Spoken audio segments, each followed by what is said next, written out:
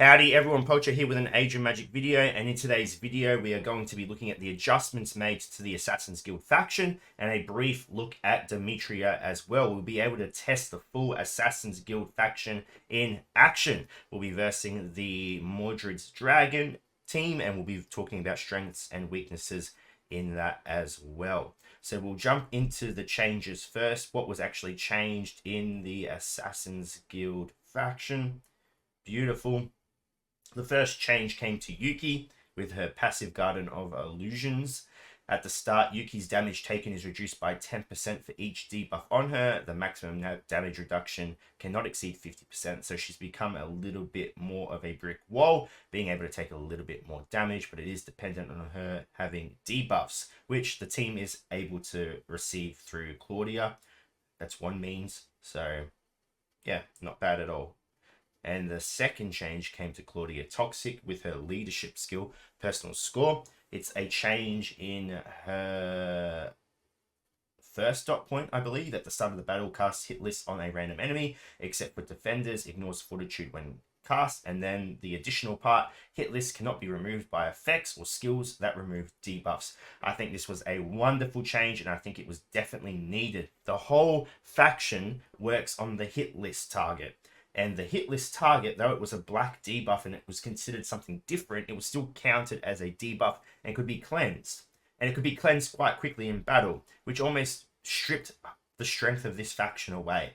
The hit list is very, very important. So to have that be removed almost immediately in some fights, it made no sense. So the hit list target now cannot be removed by debuffs as long as Claudia is the leader.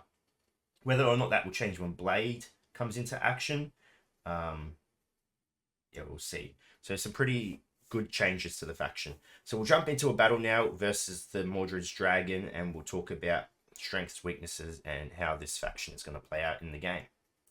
So jumping into battle, we're versing Mordred's Dragons, and there's a lot to dissect when it comes to the Assassin's Guild faction.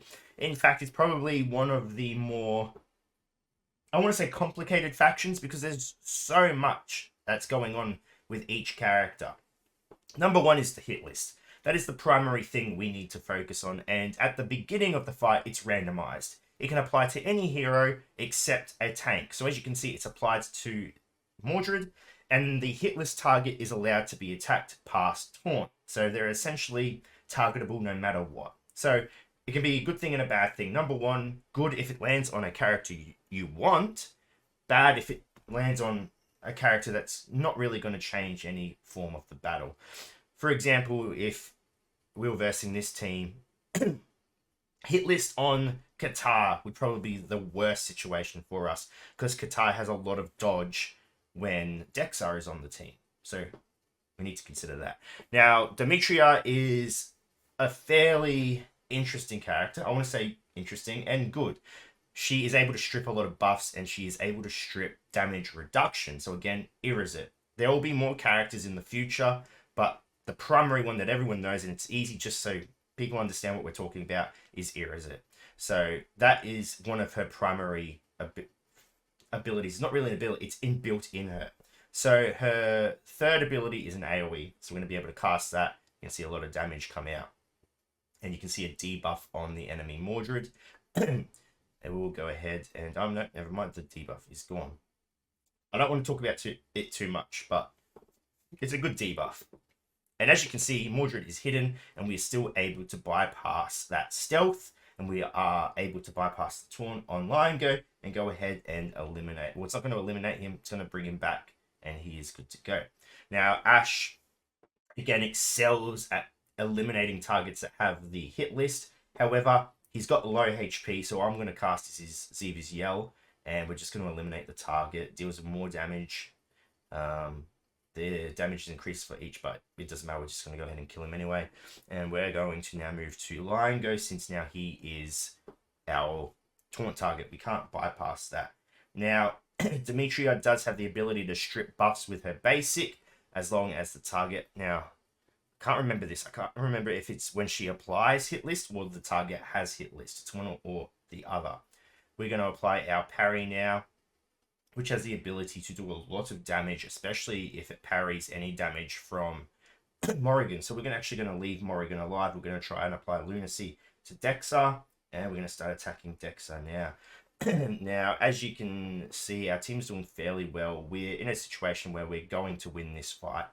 And now that we have our Captain John out of Polymorph, he's going to offer a lot of healing to the team as well. Remember, every time he is damaged, he takes 50% of that damage and heals allies as well.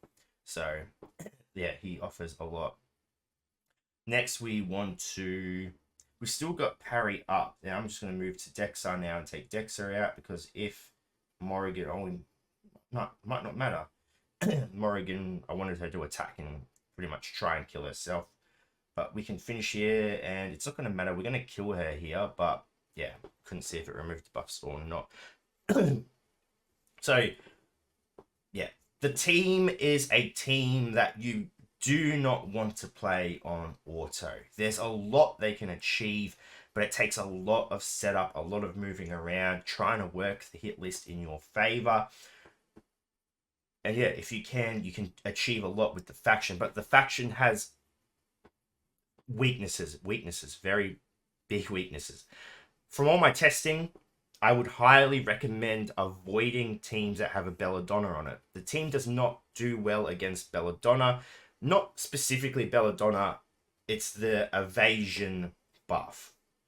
Now, the evasion buff is a big issue for this team because it prevents you from using a lot of abilities that eliminate targets with hit lists. So, for example, we get the hit list on the enemy Morrigan.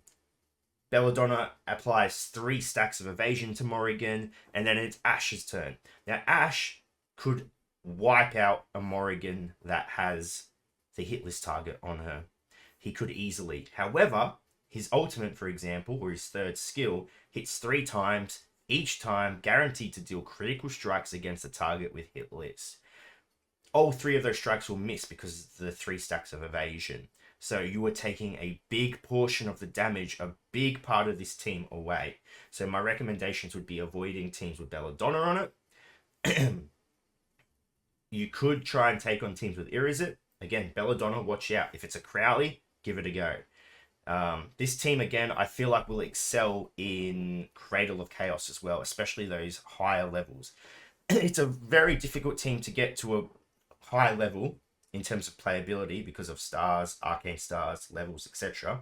But it has the capability of being really strong in PvE content simply because of the insane damage reduction they get. If you can get your Captain John with his Bloody Offering stacks just constantly healing as well, I think they could really, really achieve a lot. And with the way PvE works, the teams are set up in ways where they're not always going to have tanks. You're going to really be able to manipulate the hit list target and eliminate targets quite easily with Ash, especially if you are rotating his abilities and using them wisely.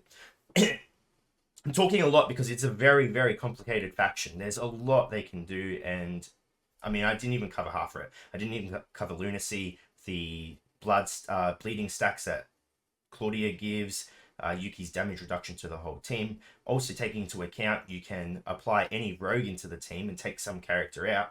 Let's say we take Demetria out just because you don't know what she does. You could put any rogue in there and they will be just as effective on this team. And Demetria herself is a very, very interesting character, good at stripping buffs. And she has the capability of doing a lot of damage, and without giving away too much, she can also replace a dead character with a clone. So, yeah, it's a lot. But the faction, I think, is one of the more interesting ones. I think it is capable of a lot. And I think as the meta changes, I think this team is definitely going to hold up. It's just hard when there's one specific meta at the moment. But yeah. Anyway, ladies and gentlemen, thank you so much for watching. If you have any questions, feel free to leave a comment below. I will answer it to the best of my ability. And wherever you're around the world, until next time, please take care of yourself.